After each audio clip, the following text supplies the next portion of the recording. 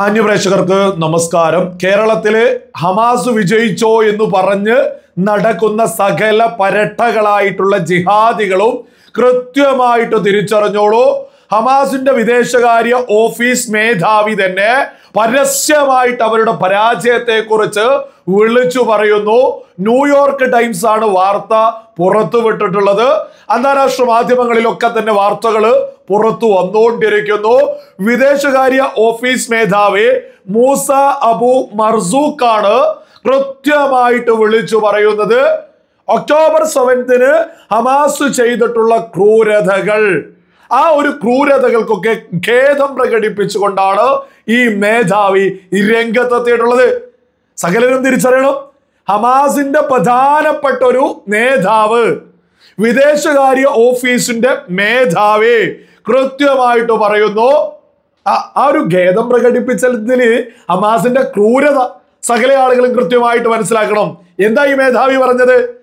ആരും കരുതണ്ട ഈ ക്രൂരമായ ഈ സ്ത്രീകളെയും കുട്ടികളെയൊക്കെ കൊലപ്പെടുത്തിയതിലുള്ളൊരു ഖേദം പ്രകടിപ്പിച്ച് അത് വേണ്ടായിരുന്നു എന്നല്ല പറഞ്ഞത്. കൃത്യമായിട്ട് ഈ വ്യക്തി പറയുന്നുണ്ട്, ഗാസയിൽ ഇസ്രായേൽ വരുത്തുന്ന നാശം അറിഞ്ഞിരുന്നെങ്കിൽ അത്തരമൊരു ആക്രമണത്തെ പിന്തുണക്കുമായിരുന്നില്ലെന്നാണ് ഹമാസിന്റെ വിദേശകാര്യ ഓഫീസ് മേധാവി മൂസ അബു മർസൂഖ് വിളിച്ചു പറഞ്ഞത്. നിങ്ങൾ സകലരും കേട്ടില്ലേ? ഒക്ടോബർ 7 ഹമാസ് എന്ന ഭീകര സംഘടന ചെയ്ത ക്രൂരതകൾ കണ്ട് മനം തൊന്ന് ഖേദം പ്രകടിപ്പിച്ചല്ല, തിരിച്ച് വയറ് നിറച്ച് കിട്ടിയപ്പോ ബോധം വന്നപ്പോ വിളിച്ചു പറയാ, അന്ന് ഞാൻ പിന്തുണയ്ക്കില്ലായിരുന്നു, അന്ന് ഞങ്ങൾ പിന്തുണയ്ക്കണ്ടായിരുന്നു. കാരണം എന്താ? തിരിച്ചു കിട്ടിയതിന്റെ കണക്ക് നോക്കുമ്പോ ഈ വിളിച്ചു പറയുന്നത്. അല്ലാതെ ഈ ഹമാസ് ഭീകരനൊന്നും വലിയ ഖേദമോ അല്ലെങ്കിൽ മനസ്സ് നന്നായിട്ട് എന്നൊന്നും ആരും തെറ്റിദ്ധരിക്കരുത്.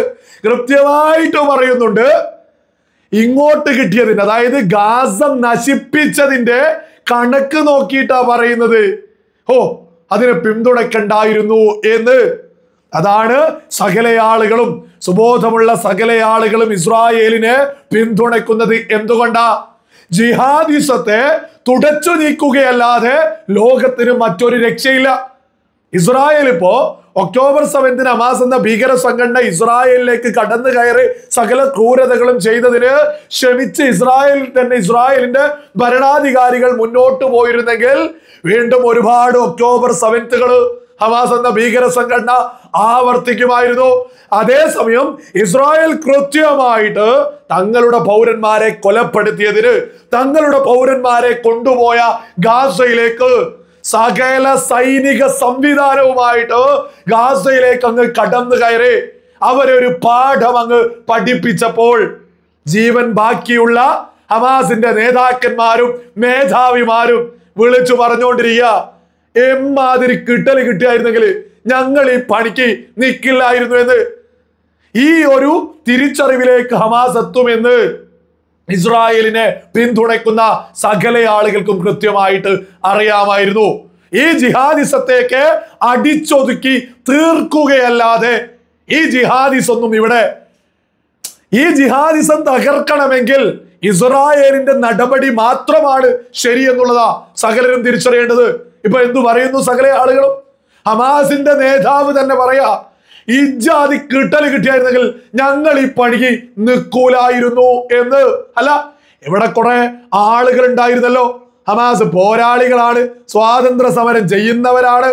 ഹമാസിന്റെ നേതാവും ഒക്കെ തന്നെ വിളിച്ചു പറയാ, ഞങ്ങൾ അന്ന് ചെയ്തത് ചെയ്യണ്ടായിരുന്നു എന്ന്.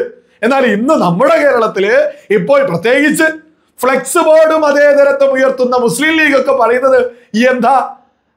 ഞങ്ങള് ഈ സമര പോരാളികളാണ്, സ്വാതന്ത്ര്യ സമര നടത്തുന്നവരാണ് ഞങ്ങളുടെ ഹമാസ് എന്ന മുസ്ലിം ലീഗ് പോലും ഉയർത്തി. സകല ചാനൽ ചർച്ചയിലും മുസ്ലിം ലീഗിന്റെ വക്താക്കൾ നിരന്തരം ഉയർത്തിപ്പിടിക്കാറുള്ളത് ഈ സ്വാതന്ത്ര്യ സമര. അതായത് മുസ്ലിം ലീഗ് പോലും ഇപ്പോൾ ഹമാസിനെ തള്ളി പറയുന്നില്ല.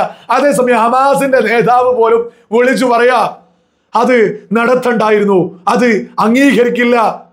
നല്ല മനസ്സുകൊണ്ടൊന്നല്ല, ഇങ്ങോട്ട് നന്നായിട്ട് കിട്ടിയത് കൊണ്ടാ അത്തരത്തിലേക്ക് എത്തിയിട്ടുമുള്ളത്. സ്വാതന്ത്ര്യ സമര സേനാനി വളരെ ലളിതമായിട്ട് ഏതൊരാൾക്കും ചിന്തിച്ചാൽ പോരെ. മുസ്ലിം ലീഗൊക്കെ എന്ത് നെറികേടാ നമ്മുടെ കേരളത്തിൽ നിരന്തരം പ്രചരിപ്പിക്കുന്നത്. സാധാരണക്കാരായ മുസ്ലിങ്ങളെ ഈ പറയുന്ന മുസ്ലിം ലീഗ് വഴിതെറ്റിക്കുന്നുണ്ട്. അതിൽ ഒരു തർക്കം ആർക്കും വേണ്ട. ഹമാസ് ഒരു സ്വാതന്ത്ര്യ സമര പോരാളികളുമല്ല. കാരണം വളരെ ലളിതമാണ്. ഗാസ 2023 ഒക്ടോബർ 7 വരെ ഭരിച്ചു മുന്നോട്ട് പോയിരുന്നത് ഈ പറയുന്ന ഹമാസ് എന്ന ഭീകര സംഘടനയായിരുന്നു. ഈ ഗാസയിൽ ഒരു പ്രശ്നമില്ലായിരുന്നു. ഗാസയിൽ എന്ന് മുതൽ പ്രശ്നം വന്നു, ഹമാസ് എന്ന ഭീകര സംഘടന ഇസ്രായേലിലേക്ക് കടന്നു കയറി ക്രൂരതകൾ ചെയ്തു.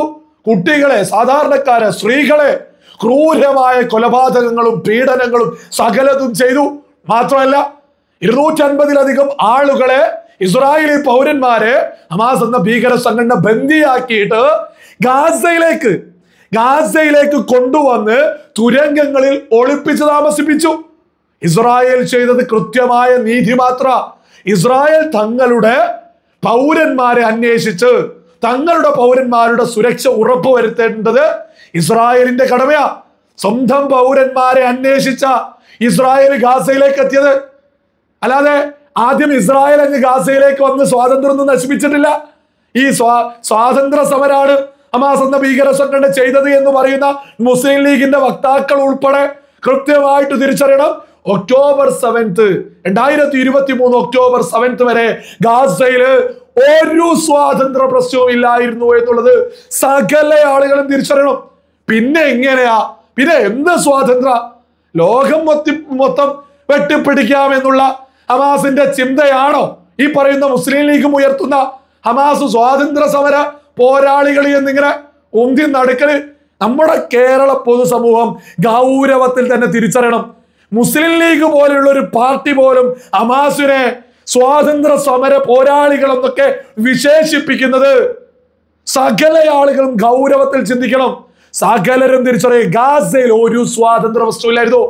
ഗാസ ഗതികെട്ട് നശിച്ചു ഒന്നിനും കൊള്ളാത്ത ഗതിയിലേക്ക് എത്തിയത് ഹമാസ് എന്ന ഭീകര സംഘടന കാരണ. ആ ഹമാസിന് വേണ്ടി മുസ്ലിം ലീഗ് വാദിക്കുന്നു, LDF വാദിക്കുന്നു, കോൺഗ്രസ് വാദിക്കുന്നു. നമ്മുടെ കേരളത്തിലെ ബോധമുള്ള സകല ആളുകളും ഗൗരവത്തിൽ തന്നെ ചിന്തിക്കേണ്ടതാ. ഒരു ഭീകര സംഘടനയ്ക്ക് വേണ്ടിയിട്ട് എങ്ങനെയാണ് അവര് സ്വാതന്ത്ര്യ സമരം നടത്തുന്നവരാണെന്നൊക്കെ വിളിച്ചു പറയാ. പ്രത്യേകിച്ച് സകല സ്വാതന്ത്ര്യമുള്ള ഒരു സ്ഥലത്തുനിന്ന് മറ്റൊരു രാജ്യത്തേക്ക് കടന്നു കയറിയവരെ എങ്ങനെയാണ് സമര പോരാളികൾ എന്നൊക്കെ പറയാ? സാധാരണക്കാരെ കവചമാക്കിയവരെ എങ്ങനെയാണ് സമര പോരാളികൾ എന്നൊക്കെ പറയാ? അപ്പോ നമ്മുടെ കേരളത്തില് ഹമാസിനൊക്കെ വേണ്ടിയിട്ട് പ്രചരണം നടത്തുന്ന സകല ആളുകളെയും കേരളത്തിന്റെ പൊതുസമൂഹം പുച്ഛിച്ച് തള്ളണം.